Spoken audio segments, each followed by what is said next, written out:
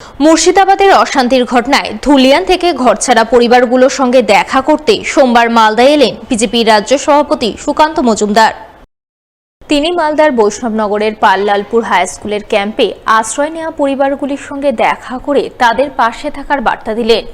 এদিন বিজেপির রাজ্য সভাপতি সুকান্ত মজুমদার ছাড়াও বিজেপির দক্ষিণ মালদার সভাপতি অজয় গাঙ্গুলি, বিজেপি নেতা অম্লান ভাদুরী সহ আরও অনেকেই পাল্লালপুর হাই স্কুলে যান। তারা যাওয়া মাত্রই তাদের দেখে ঘরছাড়া পরিবারগুলোর সদস্যদের মধ্যে বাঁধভাঙা উচ্ছ্বাস লক্ষ্য করা যায়। তারা সুকান্তবাবুর কাছে নিজেদের দুঃখ দুর্দশা ও আতঙ্কের কথা তুলে ধরেন। তাদের মুখে সমস্ত ঘটনা শোনার পর বিজেপির রাজ্য সভাপতি সুকান্ত মজুমদার সংবাদ মাধ্যমের মুখোমুখি হয়ে বলেন,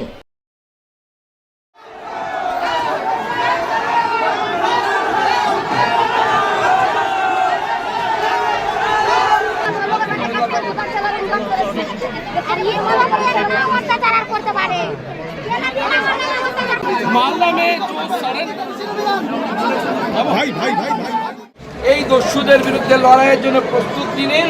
আমরা আপনাদের সঙ্গে আছি।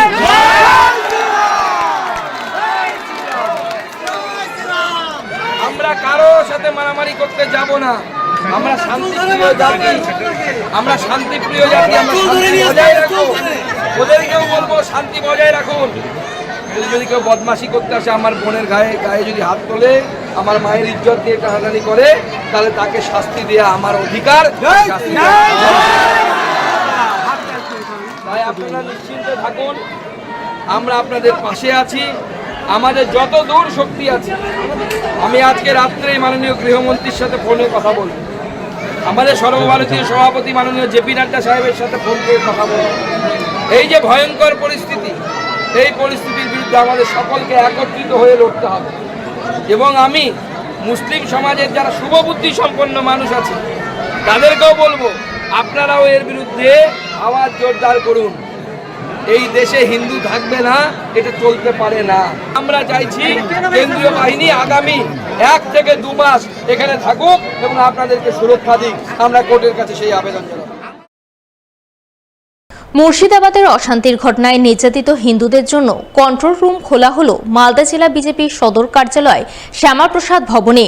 আর এই ভবনে বসে সোমবার মুর্শিদাবাদের ঘটনায় রাজ্যের তৃণমূল সরকার ও পুলিশ প্রশাসনের কড়া সমালোচনা করে সাংবাদিক সম্মেলন করলেন বিজেপির রাজ্য সভাপতি সুকান্ত মজুমদার।